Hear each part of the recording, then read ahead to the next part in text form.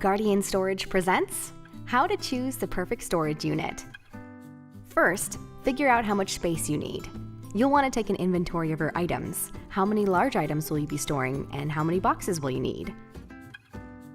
Then, use the rooms in your home as a guide. For example, will they fit in a large closet or quickly fill up your living room? Once you figure out the right sized room in your home, use our storage unit size guide to select the unit that's closest in size.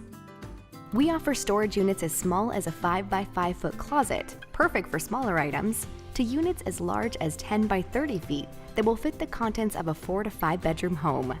The majority of our units offer 10-foot ceilings, so consider stacking items or standing furniture on one end to take full advantage of the vertical space.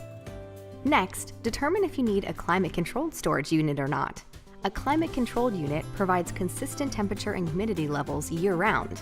It's usually the best option if you're storing wooden or leather furniture, household appliances, special collections like coins, stamps, or comics, musical instruments, artwork, clothing, business files, electronics, or photos.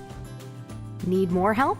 Call or visit the storage experts at Guardian Storage. Our experienced on-site property managers will be able to answer any questions you may have and can also show you the options before you make your selection.